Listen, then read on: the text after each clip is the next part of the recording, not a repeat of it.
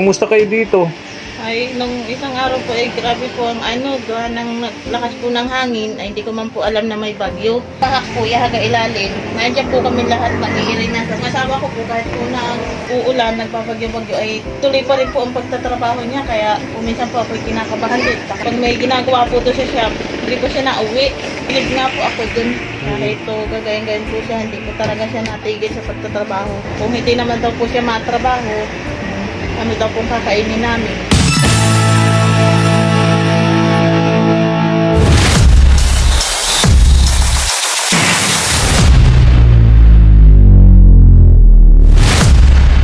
Katuwang, bili tayo ng bigas para kay Boyet. Matanggap kay Gcash, te. Mga katuwang, bili tayo kay Boyet. Sana nandito pero parang wala. Mga ganitong oras, baka nasa shop yun. Hello. Magandang umaga. Kumusta kayo? Mga tanim na. Okay lang tong aso. Ito yung aso. Saka mga gat. Daya, ale. Bless. Daya. Bless. Oy, ang bait. Ang bait. Asan si Kuya Boyet? Ay, andun po sa shop. Ano, sa shop? Ay, buti pa nagdaan ako doon. Dito yun. Walang tao. Saan yung ibang anak nyo? O, saan yung ibang anak nyo? Dito ko na lang tong bigas. Nagpasok po. Ha? Nagpasok po. Nagpasok sa school. Opo. Nang oras ang labas? Ay, mamaya pa po mga alas 11 po. Ay, ano po yun? Doon na po yung nakain. Ay, May feeding kasi, libreng tanghalian ng mga bata ngayon sa mga public school, Kasama yung anak mo na merong ganon. ay, yung isa po, mauwi po ito, yung grade 3 ko at di ko nakasama sa feeding. Hindi lahat nakakasama. Opo. Kung ang anak mo ay 3, isa lang. Dalawa po ang kasali sa feeding. 2 lang. Ganon. Ba't hindi pa nilahat, Ay, ano daw po yung medyo mataas-taas daw po ang timbang, hindi na po kasama. Pag medyo mataas ang timbang, hindi nakasama sa feeding. Opo. Dapat lahat na. Di ba? So pag yung medyo payat-payat, malnourished, mahina ang timbang, kasama sa feeding. Opo. Ano mga pagkain na binibigay? Mga gulay po, mga tulad po nasa UT o kaya po ay carrots, mga patatas, ganyan. Ayun. Para po ano daw po ng bata yung sustansya. Okay. So ito yung anak mo na lang nakasama dito. Opo. Si Kuya Boyet nandun sa shop. Opo. Okay. Puntahan ko doon, O iwan ko na ito sa iyo bigas na yan, Sige. Ha? Iwan ko na yung bigas. Kumusta naman kayo dito? Kumusta kayo dito? Ay, nung isang araw po, grabe po ang gawa ng lakas po ng hangin, ay hindi ko man po alam na may bagyo. Ay, nabasa po dito, talagang bahak po, yahaga ilalim. Nandiyan po kami lahat, mag-iirina sa taas. Dito? Opo. Yung asawa ko po, kahit po nag-uulan, nagpapagyo-bagyo, ay tuloy pa rin po ang pagtatrabaho niya. Kaya minsan po ako'y kinakabahan din. Baka kung mapaano ay po kaya ay pag may ginagawa po doon sa shop, hindi ko siya nauwi. At kung maulan dito o maano man dito. Kaya ako na lang po nagawa ng paraan para hindi po masyadong maampiyasan yung mga anak ko. So nung may bagyo, nasa shop si Kuya Boyet. Opo. So kayo dito, Ay kami po, nag-asikaso po ako ng mga gamit po at nangangabasa rin po. Ang hangin po ay papunta rito, tapos ay paganyan po ay natulo na rin po yung aming bubong ay. Kaya po, mga pinag-ano lang yan mga pinag-remedyohan lang ni Kuya Boyet, hindi rin naman po maasikaso ng asawa ko po at gawa ng kailangan din po sa pangangailangan ng mga dito at pangangailangan din po ng anak ko, lalo na po kung may project ay kailangan din po makaano yung mga anak ko. Pag hindi nagtrabaho, syempre walang pagkain. Opo, pang araw-araw po. Buti nga yung asawa mo kahit PWD, napakasipag, Ano nga po, bilib nga po ako dun. Kahit to gagayin-gayin po siya, hindi ko talaga siya natigil sa pagtatrabaho. kailangan po talaga niya isakripisyo yung pamilya niya. Kasi po, kung hindi naman daw po siya matrabaho, ano daw pong kakainin namin, ay ayaw naman po akong trabahunin sa ano, at yung mga bata daw po kakaawa. Walang mag-aalaga. Lalo na po itong isa. So dito, nung bagyo, yung tubig galing dyan. Opo. So bahamba dito. Opo, hanggang dyan po sa labas. Hanggang dito po napasok po. Hanggang dito. Kaya po yung mga sinasilalim po niya, basang-basa po talaga yan. So wala kayong, pabuti yung mga damit nyo, hindi nabasa. Ay, ito po, ano po ito, ginawaan ko po ng paraan, ano ka po sa ila, at medyo naampiyasan po, ay nabasa-basa yung mga damit namin. Oo. Kaya po, ay hindi rin po maasikaso talaga ng asawa ko. Kailangan din po talaga ng, kahit po, kahit kayo yung asawa kayo napakasipag po po, kahit nagbabagyo na nandun pa po sa trabaho, para lang may makain kami. Galing, ano? Gusto ko man po tulungan siya sa pagtatrabaho, kaso ayaw po niya at gawa na yung mga bata daw po nakakaawa, walang mag-aasikaso. Ay ako lang din po ang inaasahan niya para sa ano namin, mga anak. Gusto ko po sanang maayos po itong bahay na ito at kung minsan po pag nauwi po siya, nakikita po yung mga anak, ay naluluha na lang po. Pagkadating niya, naluha na lang po at nakikita daw niya, mga anak niya, naaawa na daw po siya. Kaya ito po bahay namin. Yung pag nag-uulan po, talagang basa po kami. Kaya sabi ko na lang po, kapit na lang tayo. Kapit tayo, hindi tayo susuko. Pagsubok lang natin sa buhay yan. Mas importante sa atin ang mga anak natin. Pag tayo sumuko, wala. Ano tayo? Tama yun, tama yun. Tama yun, Ate Regine, ano? Oo. Ito muna, ano? Ito yung bigas. May bigas kayo? May bigas kayo. Ay, meron man po. Kahit pa paano po, yung asawa ko po ay pag uuwi po, may dala po 2 kilong bigas, 1 kilo, para lang po makaraos po kami. Hindi kayo nagugutom. Opo. Dahil sa kasipagan ni Kuya Boyet, hindi kayo nakakaranas ng gutom. Opo. Kahit 1 kilo, 2 kilo, pag uwi, may dala-dala, ano? Opo. Para sa inyo. Kaya nga po ako yung nagparatatanim din po ng mga gulay. Ngayon may bunga-bunga na po yung gulay ko. Hindi nakakalibre na po. Sa pang-ulam, ano? Ang ganda nga ng mga gulay mo, ang linis dun, oh. Tingnan natin mga katuwang. Yan yung mga tanim niya, oh, yun. Mga tanim ni Ate Regine, oh. Ano mga gulay ito? Kalabasa po. Kalabasa, upo, patula, Meron po ako sitaw. yung sitaw, ayun. Oh, galing. Libre ka ng ulam, pang-ulam, ano? Para medyo po maka-iwas-iwas po sa gastusin. Tama. Kakaawa na rin, Makatipid-tipid. opo, kakaawa na rin po yung asawa ko pag medyo ano po, talagang tapos din po ay Sabi ko nga, kung iba-iba, baka namamalimos na yun dahil may nakasaklay, 2 saklay, di ba? Pero siya nagpopursige talaga, nagtatrabaho. Yung trabaho niya trabahong pang-normal na tao. opo, Di ba? Nagkakarpintero, katulong dun sa shop, di ba? Nagwe-welding. kaya nga po sabi ko, hindi katulad ng ibang ginong ang paa ay gumagawa ng masama yung asawa ko kahit ganyan ay talagang ano po siya sa trabaho, hindi ko siya gumagawa ng kahit ang pagkakamali ng isang ano na ikakasira namin pamilya. Proud ka sa kanya. Opo. Proud ka sa asawa mo. Opo, Kuya Efren, proud na proud po sa asawa ko. Kahit gayaan po siya, ay hindi kami pinababayaan. Talagang, ano po, talaga siya. Nagsasakripisyo para talaga sa amin. At di rin po kami nagugutom. Kasi paga ng asawa ko. Yan po ang nasasabi ko talaga.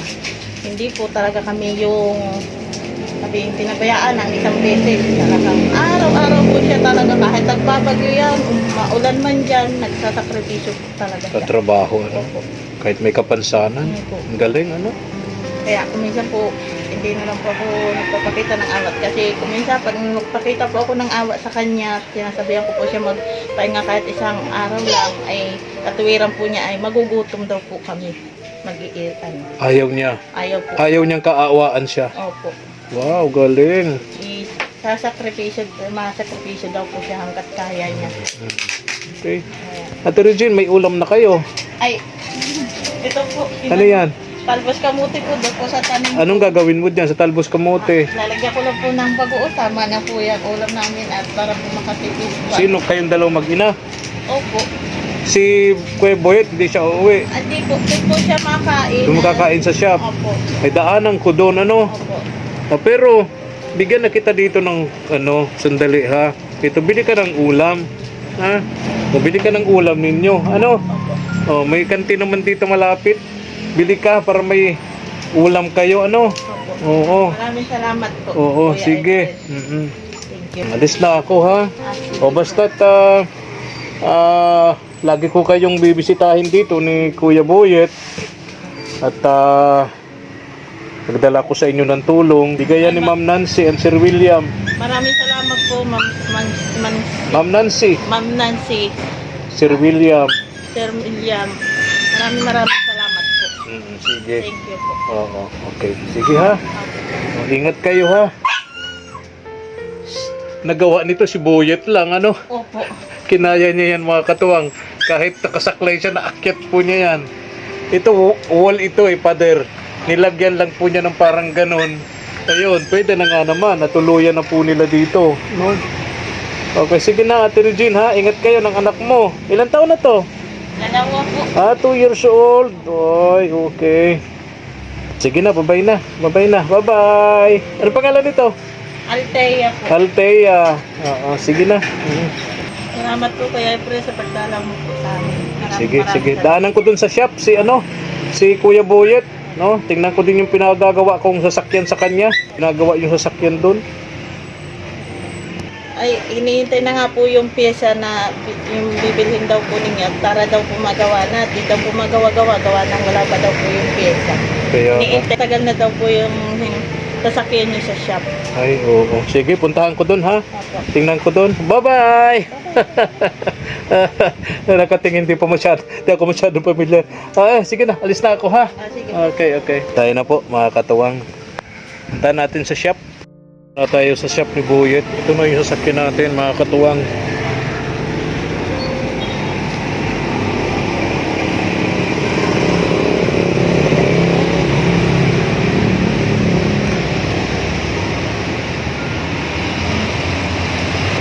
Si Boyet.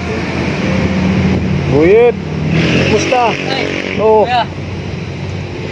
Galing ako doon sa Sa bahay po. bahay nyo. Nagbigay ako ng bigas doon sa asawa mo. Ay, opo. Tsaka nagbigay ako ng pang-ulam. Nadatan ko yung mag-ina doon. Ayos na pong lahat nga. Tayo ginagawa-gawa po kaya dito Kaya nga, hindi ka daw uuwi. Hindi po, mamaya pa po.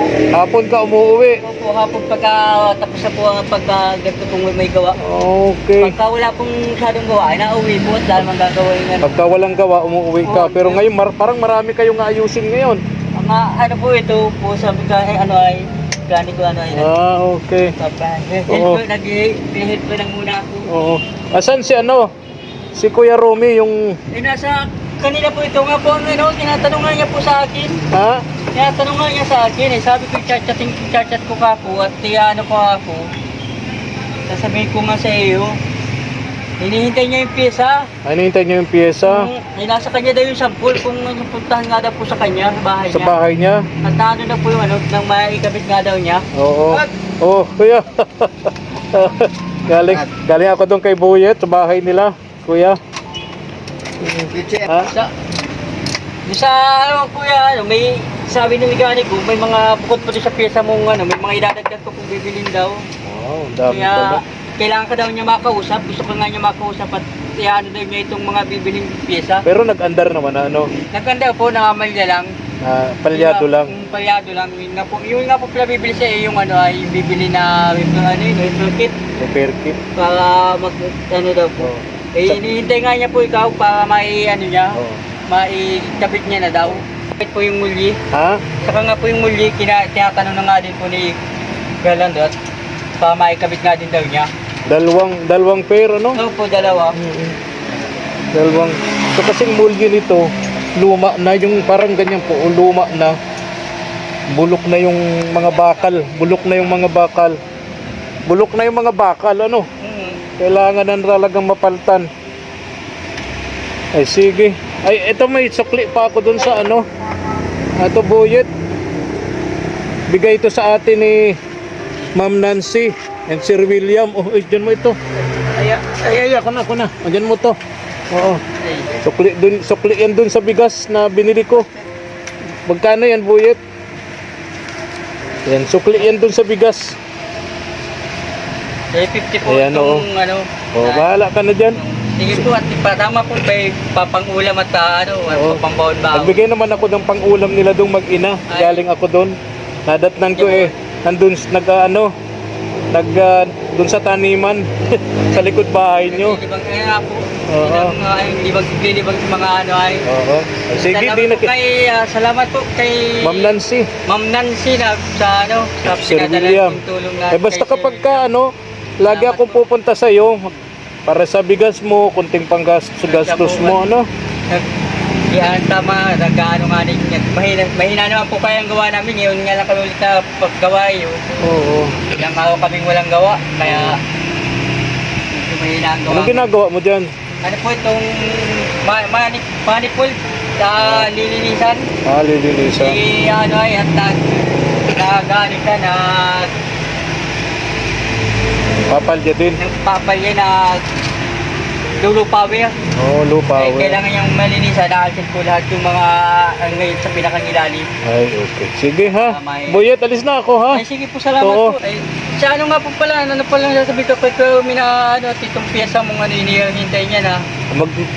Mag-message ako sa iyo ha, Buyet. Ay, sige po. Kung At ano ang... kung ano, sabi ko sa kanya. Oo.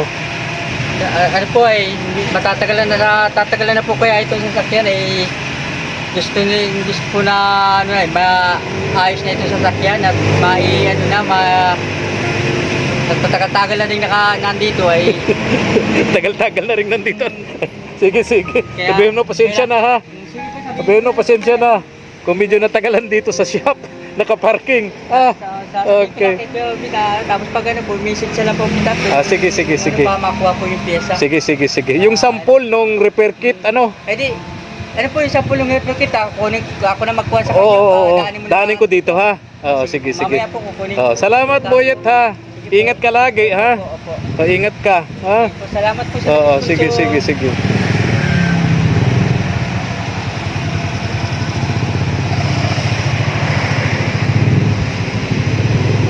Ayun na po mga katuwang.